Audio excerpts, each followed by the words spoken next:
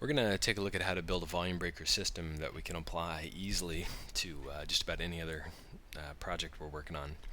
So we're going to go ahead and we've got this object out here, and this blue guy is going to be our collision floor.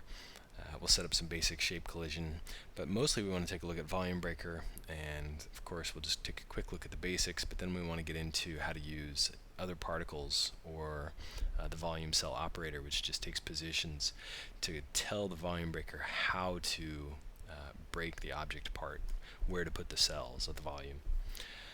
Okay, so we know we're going to be building a system here, so we're going to go ahead and create a top-level group called VB system. And we know we're going to need at least 2 groups. We're going to need a VB source, and when we apply this to any other particle system, a big system, other particles might end up being that VB source. We can deal with that then. We're going to have VB frags, and then also what we're going to call VB cells. Okay, let's go ahead and build our first dynamic set. We'll call this VB system also. This is kind of nice. We like to make the top level group match the top level dyne set. That way when you drop this black box into your system, it's real easy to see what's what. Okay, so of course here for now, and this is going to vary when we apply it to other systems. A lot of times you'll drop in a black box and rip out the parts that you want and just kind of keep what you need. And there's some things to watch out for when you do that. So we need to take this object out in our scene and turn it into a VB source. And let's actually get our layers going, TP layers. This way we get some pretty handy layers for us. We'll actually take these two, put them on TP sources, although actually the ground belongs on the collision environment. Just duplicate that, remove that, get the floor in there. Let's go ahead and create a collision environment, and we're probably going to need a shape collision group to wrap all this up into and handle the shape collisions. So get that in there. We're going to want our collision environment to be above the VB system. Remember, shape collision, the particle A, particle B outputs depend on the height in the tree here, the order.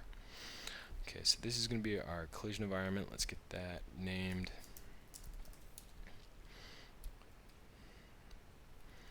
This is going to be our VB source. Okay, so our sources we can get rid of or turn off their layers. Then we go ahead, we've got that box in there, this box is here. Let's take a look at our master dynamic. The display settings, by default sometimes it's set to force this setting, just kind of depending how you're set up. Let's go ahead and turn off edit on the fly so we get real-time feedback. And we're going to use our particle group manager script to control how all the groups are displayed. Let's go ahead and set the collision environment. Let's make it kind of our default color. VB source will be kind of our source color. Frags will be kind of bright so we notice them. And VB cells will be kind of a utilitarian helper group, so we're going to make them green. Okay, so we've got all of our guys out here. That's great. Now let's go ahead and actually let's go ahead and create the VB and just cover the basics first. So volume breaking is as simple as taking a particle group, setting up the volume breaker, the volume break operator, connect that, and the two critical things remember with this are telling the volume break operator which group are the fragments going to be in. That's that top group there. And then the other most important thing is the activate level. And from 0 to 100% tells the volume breaker, hey, how many frags get born? What percentage of the frags get born? Okay, and so we can see already, let's actually get, we can see that this thing is getting all divided and cut up. So our particle there. Those are pretty big cells, so let's go ahead and come down here and we'll change the raster. As we start to pull that raster down, we'll see that our pattern changes, the Voronoi ends up getting kind of smaller and more condensed in there. And watch out, don't pull it down too fast, or it will, of course, slow you down as it calculates all these things. Even though, at least in the VolumeBreaker modifier, CBIS rewrote all the mesh operators to be multi-threaded. Okay, so there's that. We can also up our density. That'll result in quite a bit more. And we've got all these other parameters in here, a random seed to kind of change the whole distribution pattern, a material ID for any of the internally created faces. We don't see any of them yet, but we will in a sec. The maximum number of chunks, basically meaning how many fragment pieces we can limit this so that it doesn't create too many. And actually we'll go ahead and do that and watch what happens. If you set it to a real low number, what happens is it ends up creating much larger chunks out here and kind of centering where the cells are born around the center of the particle. So as we increase this, we'll start to see our pattern, of course, change quite a bit, but it will start to actually distribute them further out toward the edges. It looks like there's kind of a sweet spot where we could get some interesting results there. Okay, Z-snap weld distance, check in the manual. That's the best way to understand that. It basically has to do with how it interprets the points and how closely it welds them together. Some other really creative things, though, are the scale X, Y, and Z, which we can set up and easily look at here. If you start to increase, and it's kind of tough to tell on this sample. Let's actually do this. Let's get another object in here. Let's get just a plain old kind of rectangular box and take that into our VB source.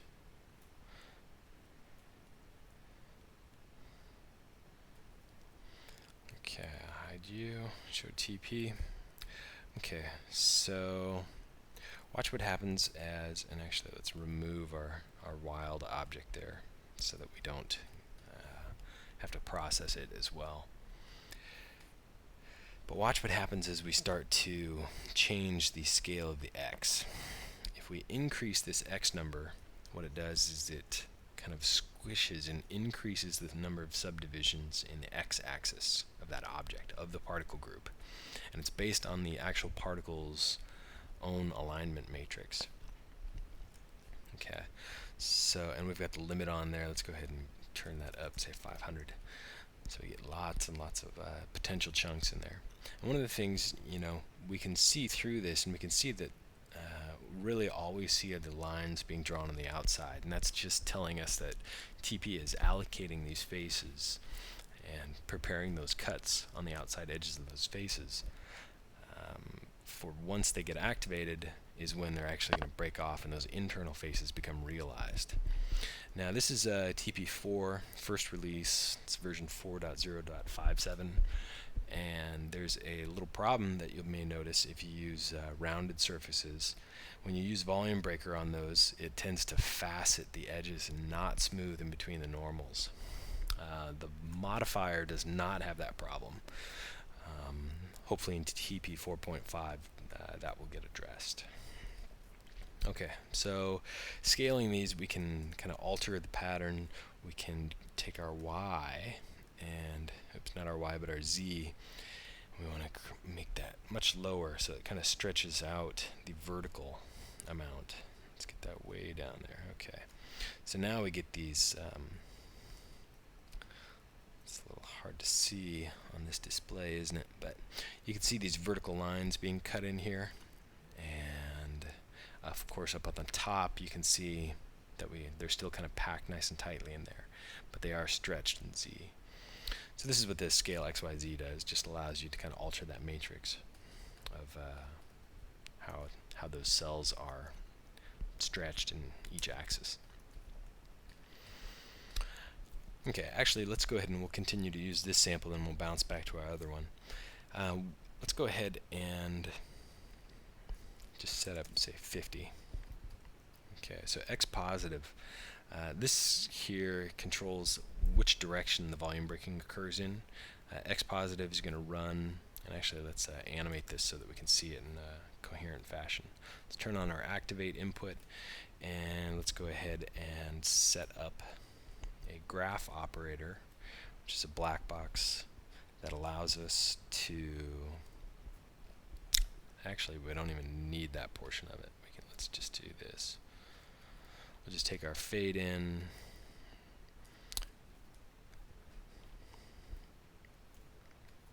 and we will control how that animation occurs over time. So let's actually take this and bring it down into about, say 30. And have it start at frame, I'll say 10 would be fine. Okay, so what's going to happen is, and remember our value in this float is from 0 to 1, which in TP terms, 1 usually means 100%. So we go from 0% to 1% over the course of 20 frames. Okay, so as we scrub forward, we'll see that the setting of how these break off, being x positive, is going to run out here in the x direction. Okay, yeah. And if you want to, we could put a little spin and velocity on these just to give them something to do when they're born. Okay, our edit on the fly is turned off. We're going to turn it on so we're able to make fast changes here in the UI without having to worry about the redraw. And some velocity. Let's just, I'd say we'll kick it up a little bit, vary it, make it mostly Z, but give it some direction variation. So, bing. Okay. Not too exciting, not too happy with the spin. Let's turn that guy off. Okay. So x positive is just one direction. You can also go x negative, y positive, etc. The most interesting ones in a lot of cases are the center and negative. Unfortunately, there is not a user-defined vector in here. Hopefully, with some user input, CBIS will be able to implement that. Center negative, I believe. Let's see. Yeah, it goes from the center out, and of course, center heads toward the center, basically. So the outside edges start to fragment first and head toward the middle.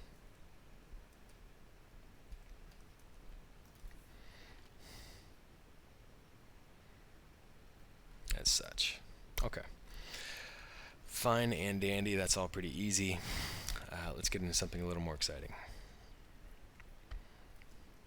Let's actually take a look at one of these options here on VolumeBreaker. We've got this cells group down here under the VolumeBreak rollout. And the cells here allows us to pick a particle group that will define where the cells are in this object. Just do this real easily here. We'll take our VB sources at birth, and then we'll take their volume.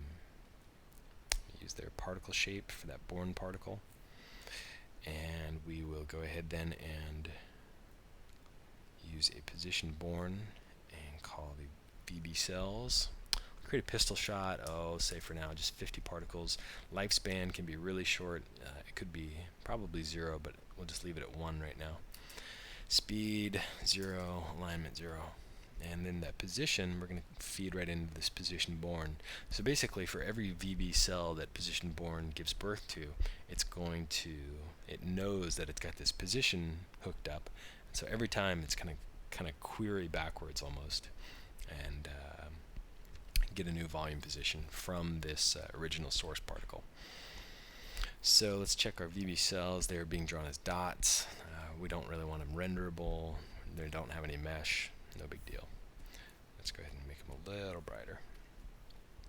And let's go ahead and turn off our VB for the moment so we can see where they're being created. Okay, so yep, hey, they're in the volume. What a surprise. Let's go ahead and enable this and tell our VolumeBreak to use those particles to determine where the cells of VolumeBreaker occur. And what will happen let's see, is our scale still affecting that? Yeah.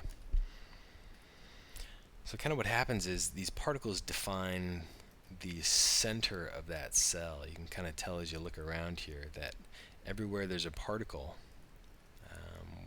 we kind of see it here as being the center of that mesh that's created, especially right up here in this corner piece. There's one.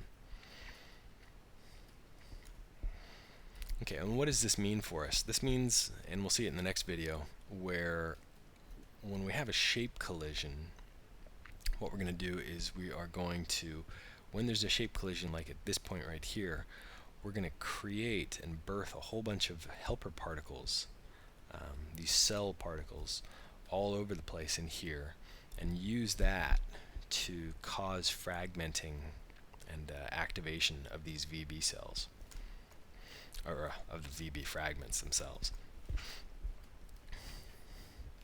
There's another operator that'll kind of do the same thing. Actually, it will exactly do the same thing. Let's turn that one off, and what we're going to do instead is we'll keep these VB cell particles here, but our VolumeBreak operator, is not using any cells to control it. But what we're going to do is we are going to set up and this method is a little more laborious. There's probably some really creative ways to use it, but there's a VolumeCell operator, and what it does is it tells a specific particle, which we connected here already to our VB source. It tells a specific particle, and we have to specify a specific volume breaker, which is based on the name of this volume break. Let's go ahead and call this VB1. So there's VB1, and in world space, as opposed to object or normalized, which are both, object space, of course, is relative to the particle's pivot, and it's in its own object space, or normalized being 0 to 1 through the whole object, the particle object. But what it does is it allows us to feed in either one or multiple positions to actually determine where those cells are also created. It's another method for doing it. So what we can do is we can say, hey, at birth, VB source should look around and find all of those green VB cell particles. So we need psearch. The particle who's going to do the searching is the VB source. psearch gets called on only at birth. Let's do a little distance check here and see what kind of distances we're looking at. And remember, use our spline line tool and check down here in the status bar to see our distance. So we get a distance about 200 would be plenty. Okay, so 200 units, and it's going to be searching for VB cell particles. And what's going to happen is we're going to say each one of those VB cells that it finds, so we're going to take the found PIDs, feed that into the position. It's going to derive the position from those found particles, and that is going to go ahead and drive volume breakers cells, determine where they're created. Now, this is kind of one way where we will see how the order of operators affects the evaluation. Okay, you notice as we scrub this, we don't see jack change. Nothing changes.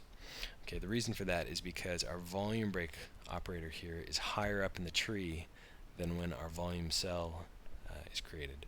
Actually, we should reorder this. Let's get this volume breaker down here at the bottom, and our volume cell up here next to this guy. Actually, we'll go ahead and disconnect our activate. We don't need that right now. Okay, see what happened there? Now when we scrub, what happens is the volume break does not occur until the last evaluation. First, what happens is the VB cell at birth looks around, finds the VB cells with the psearch. Those positions are fed into the volume cell, which are sent to the volume breaker, which is, of course, evaluated last in this tree. So it's after that volume cell is called. And so that's just one of the ways that ordering operations can be important in TP. Okay, let's go ahead and turn off edit on the fly and watch it update in real time now. And we'll just take our volume cells and create this and move them around. Let's change our volume position random seed. That was a good one back there. So let's see. What else do we want to cover? How about VolumeActivate? VolumeActivate is similar to the activate percentage here, except that what it can do is it can actually tell this VB source a specific position to activate from. Like if we wanted to activate from like right here, let's go ahead and do this. Let's get a helper object out here. Create them in there. And I'll tell you right away, something very important to know about VolumeActivate is that it must occur within the particle mesh, or it might even work on its surface, but it definitely works when it's inside. If this activation position is just a little bit outside of the particle mesh, not going to work. So you got to make sure that it's inside there. And actually in our next video with shape collision and the collision impact point, we will see how we can pretty easily do that, get them inside that mesh. Okay, but for now we'll take that. Let's go ahead and access that node. Don't forget to pick your node. That's what, remember, always pick your node. Not your nose, just your node. And we'll go ahead and pick that position. Okay, and then we'll take a look at some of these settings for VolumeActivate. And remember, we need, for any of these volume operators besides VolumeBreak, these two operators here, VolumeCell, VolumeActivate, we have to specify which VolumeBreak we are controlling. Okay, so we're going to just leave it in world space, and what we want to do is take a look at how the initial length, spreading length, and spreading second affect this. Let's go ahead and get some more particles in here to give us more to work with. And these numbers are all in, well, the initial length and spreading length are all in world units. So let's go ahead and just take a look. Our distance, so from this point roughly out to, say, here, is about 22 units. So we'll just get a float. Our mouse is a little hyper. 22, and we'll leave the spreading length and spreading second undefined right now. Basically, those are just after the initial activation. It is able to continue to spread through the volume and activate. And of course, you guessed it, it's how far to go in how much time. So, okay, so boom, we step forward. Here we've got 22. Let's start to increase this. Our edit on the fly, apparently. What we got there? Let's try putting our volume break there at the end. Yeah, it doesn't matter.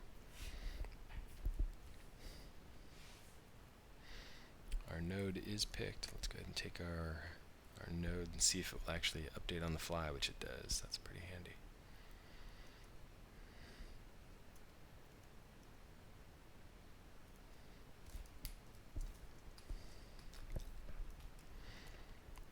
Okay, let's see what happens as we really crank this up. You know, I'm not seeing a whole lot there. I'm a little worried about this this world input position. Let's try it as object position. In which case this would need to be translated into the particle space.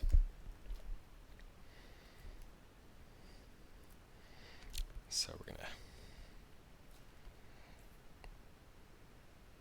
and that's not gonna work. Let's go ahead and use our let's just use our world space. That's interesting. Maybe it doesn't update the distance until after you. No?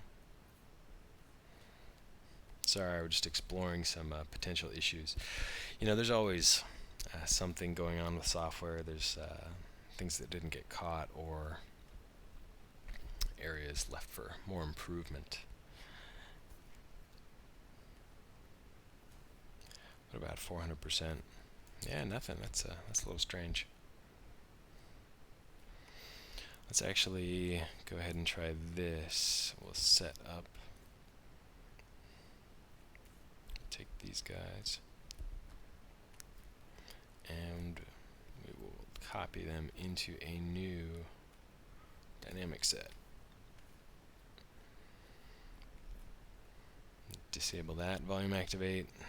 Of course, whenever you copy and paste a VolumeActivate or a shape collision helper, whether it's SC joint or any of these other SC operators, whenever you copy and paste them, it loses the settings, so don't forget to go back and set that. Again, that's one of those things I hope will be addressed in the next version.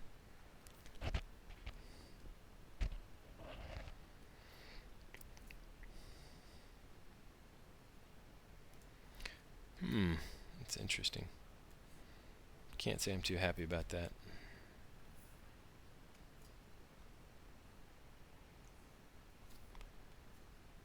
What's going on with our P-search called VolumeCell? VolumeActivate. Okay, everything is all set up how it should be.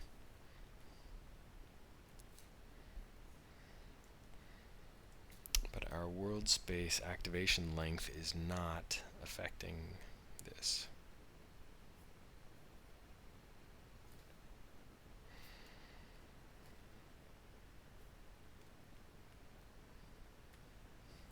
So we'll do what we do every time we run into a kind of an issue. We'll start to debug and throw in just a 0.3 and see what we get as we move this around.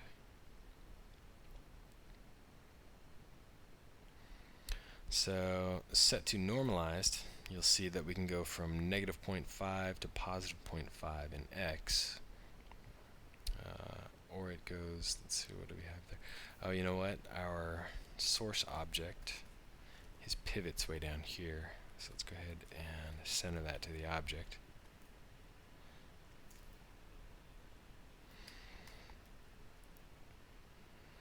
Okay, so it is Z setting of 0.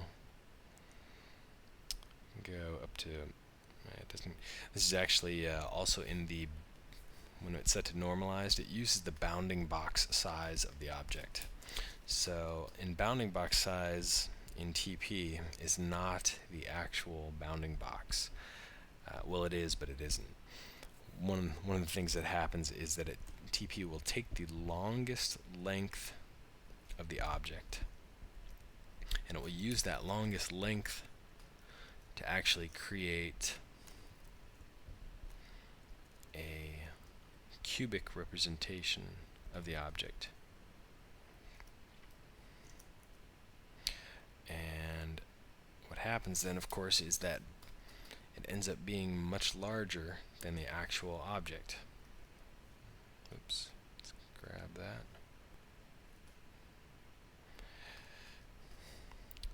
So we would end up with, you know, a cube for this particle that actually is much larger than we're seeing here in space.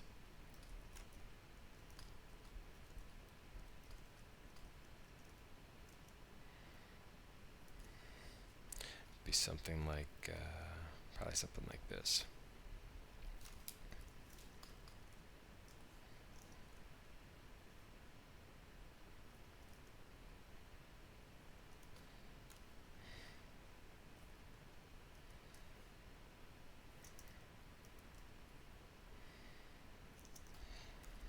So when TP deals with size, remember, size with TP is the longest edge of your object.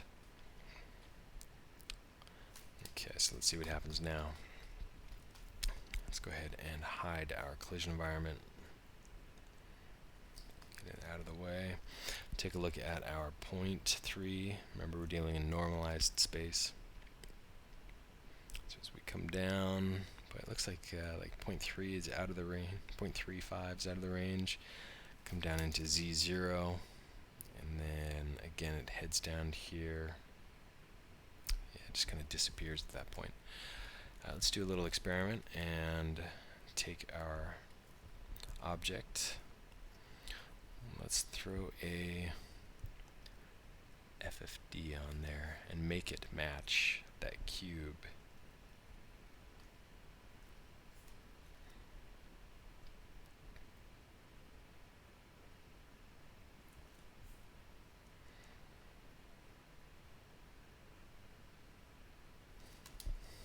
Okay. Oops.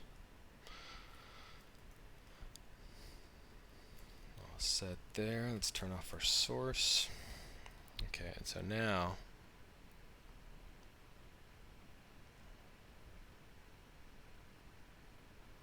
let's get to negative 0.5.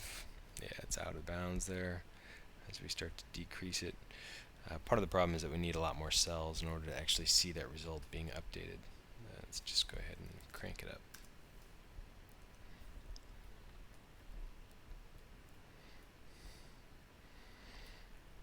And where were we with the activate?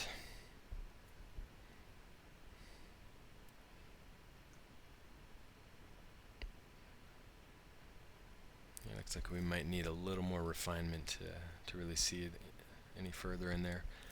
So yeah, about negative 0.5 there. Let's take a look at 0.45 up there at that edge. Let's do a 0.45 in the X. So yeah, way up there in the corner. And then same thing with Y. We'll do 0.45, get it way up there, forward in Y space, or along the Y axis for that particle.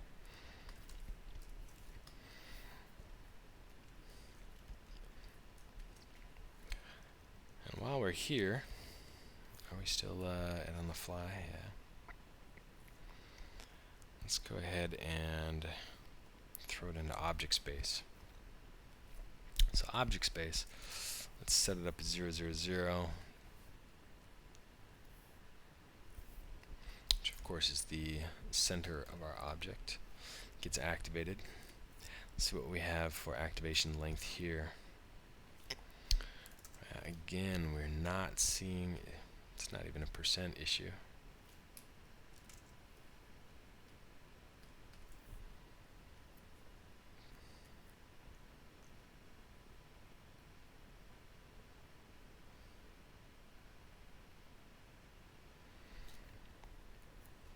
Okay, well, looks like a little something needs attention there. But basically, you get the idea. VolumeActivate, you can use it as world, object space, or normalized. I do want to take a quick look here with object space and take a look, actually not with Y, but with Z.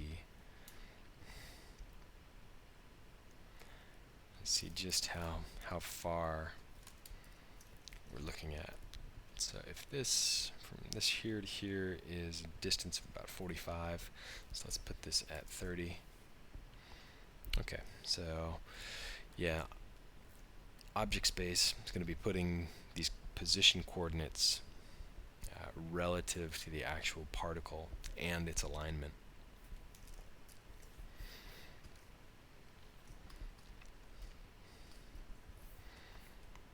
Okay, well, I think we've hacked this one up enough. We're going to go ahead and move on into the SC collision and using particles at the point of impact to decide where this thing actually gets fragmented. We're going to go ahead and save this scene. This is TP4 Advanced 9 VolumeBreak 1 VolumeCell.